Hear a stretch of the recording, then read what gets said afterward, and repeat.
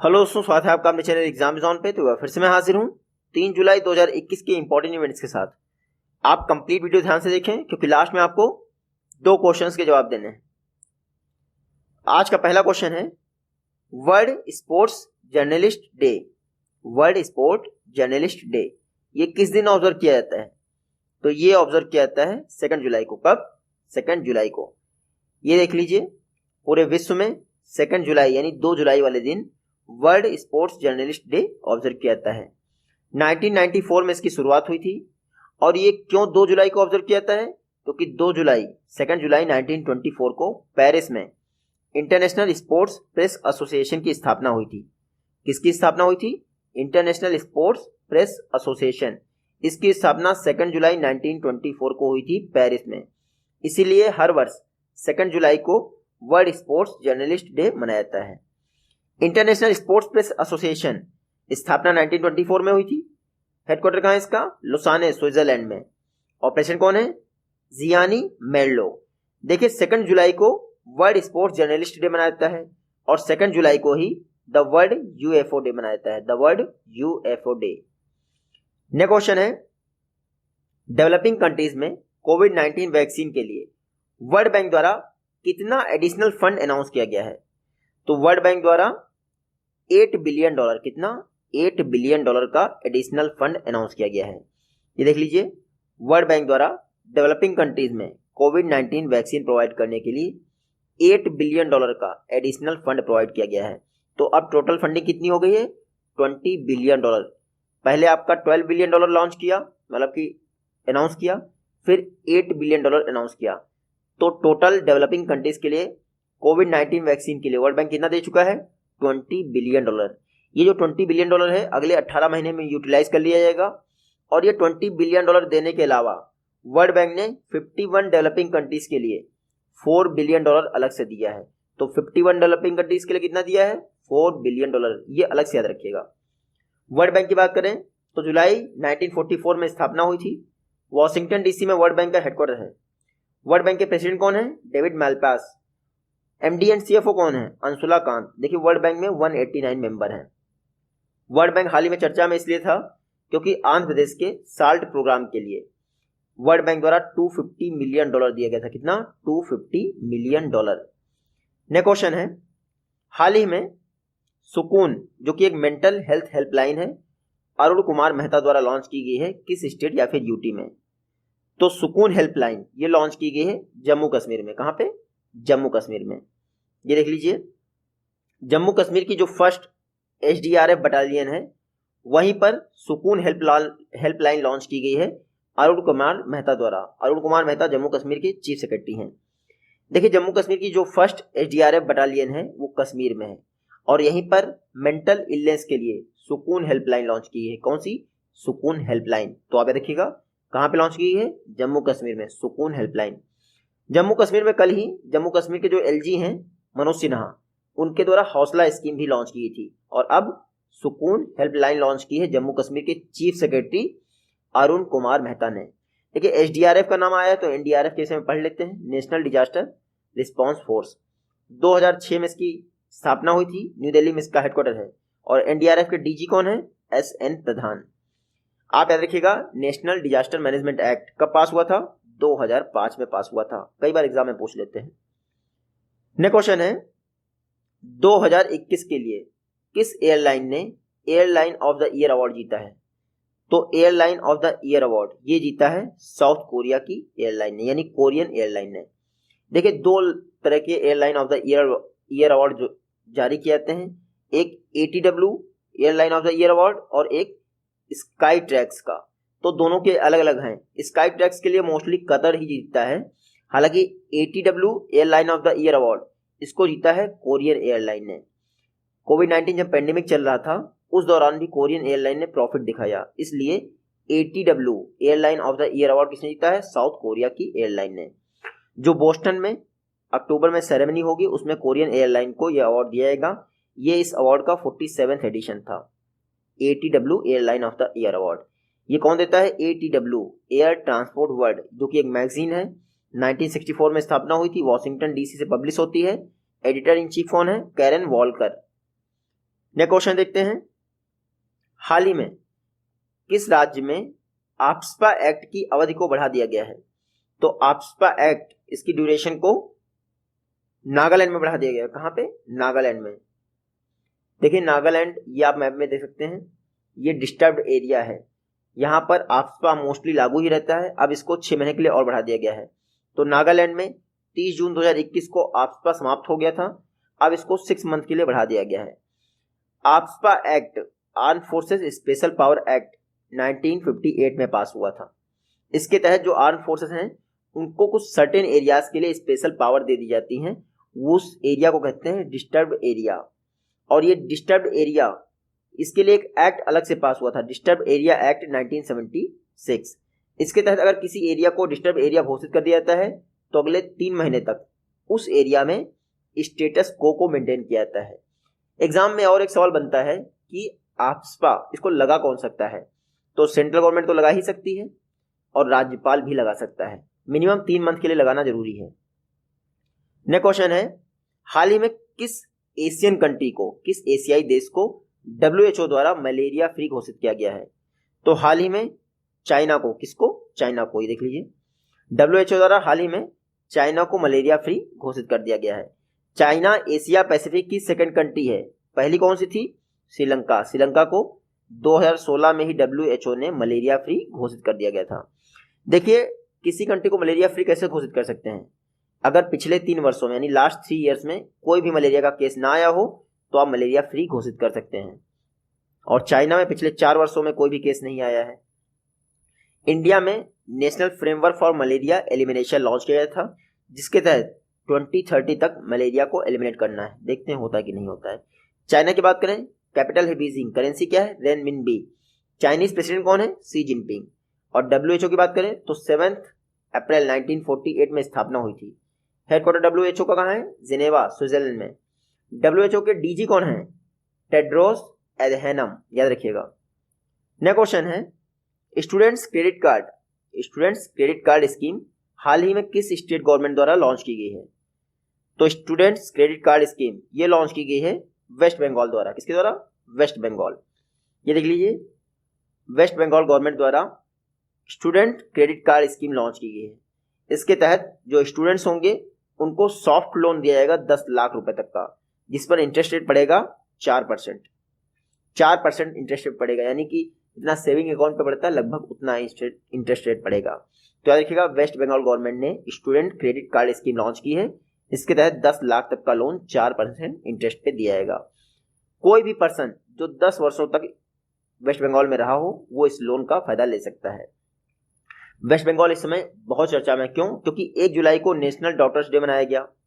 ये किसकी याद में मनाया जाता है? तो वेस्ट बंगाल के सेकंड चीफ मिनिस्टर डॉक्टर बिधान चंद्र रॉय की याद में मनाया जाता है नेशनल डॉक्टर्स डे। तो याद रखिएगा, डॉक्टर बिधान चंद्र रॉय वेस्ट बंगाल के सेकंड चीफ मिनिस्टर थे। वर्तमान में कौन है chief minister? Mamata Banerjee. Governor कौन है? जगदीप धनखड़। और जो कोलकाता मेट्रो है, इंडिया की एकमात्र मेट्रो है जो रेलवे मिनिस्ट्री के तहत कार्य करती है। 1984 में स्टार्ट हुई थी, पहली मेट्रो है। नेक्स्ट क्वेश्चन है, हाल ही में किस ई कॉमर्स कंपनी द्वारा बिना इन्वेस्टमेंट के लिए ऑनलाइन बिजनेस स्टार्ट करने के लिए शॉप्सी ऐप लॉन्च किया गया है? तो शॉप्सी ऐप लॉन्च किया है फ्लिपकार्ट ने। किसने? फ्लिपकार्ट। देख लीजिए, फ्लिपकार्ट द्वारा शॉप्सी मोबाइल ऐप लॉन्च किया गया है ताकि कोई पर्सन अगर बिजनेस करना चाहता है तो बिना इन्वेस्टमेंट के भी बिजनेस स्टार्ट कर सके।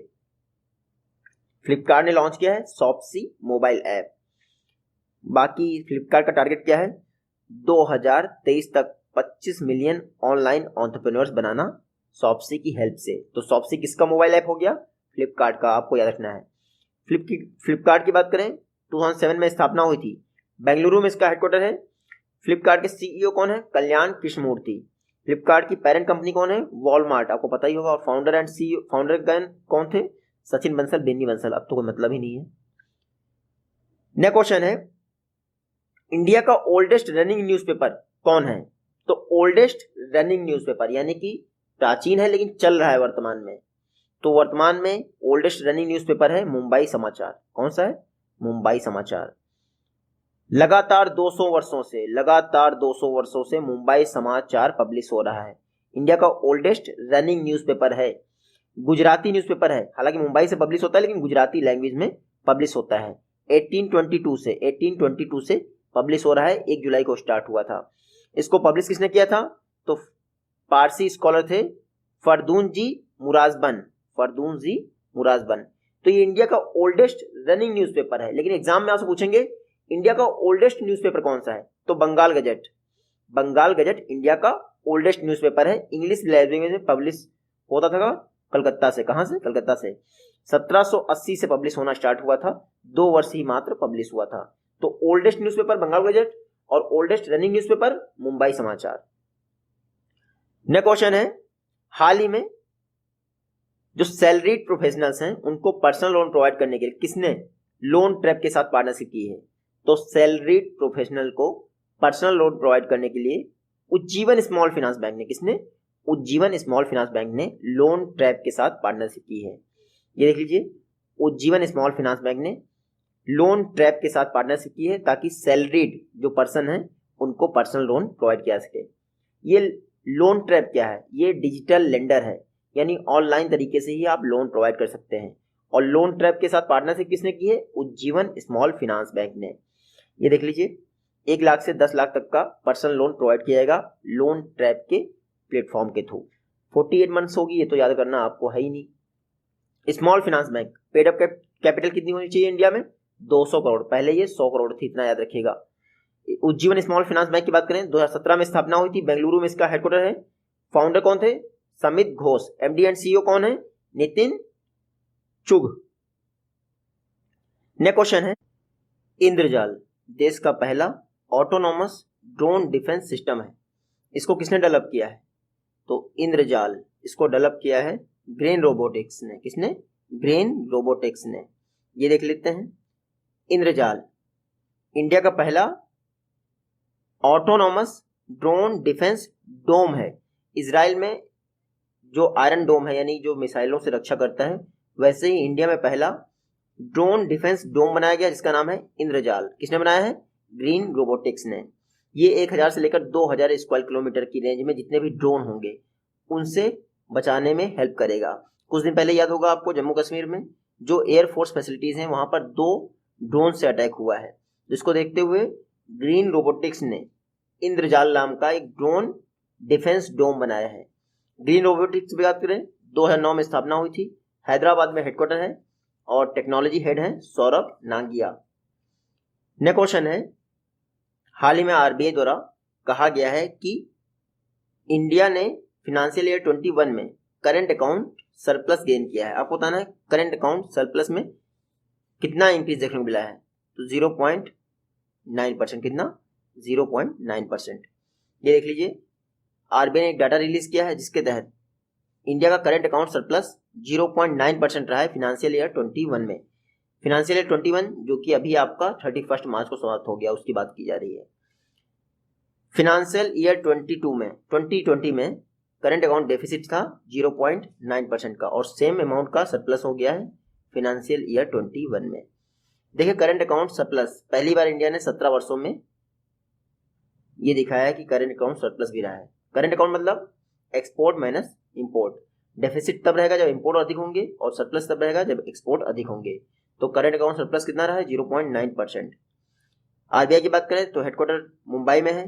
वर्तमान में आरबीआई के 25th गवर्नर कौन है? शक्तिकांत दास। देखिए, आरबीआई की स्थापना हुई थी 1 अप्रैल 1935 को। बाकी आप पढ़ लीजिएगा। अगला क्वेश्चन है, हाल ही में किस कंट्री द्वारा सी ब्रेकर मिसाइल सिस्टम डेवलप किया गया है? तो इसको डेवलप किया है इजराइल ने। किसने? इजराइल ने। ये देख लीजिए, इजराइल की कंपनी है राफेल एडवांस डिफेंस सिस्टम। क्या नाम है इसका? Rafael advance defence system. इन्होंने सी ब्रेकर नाम का मिसाइल डिफेंस सिस्टम डेवलप किया है। आपको पता ही है, इजराइल और हमास के बीच में इस समय युद्ध चल रहा है, कई बार से चलता रहता है।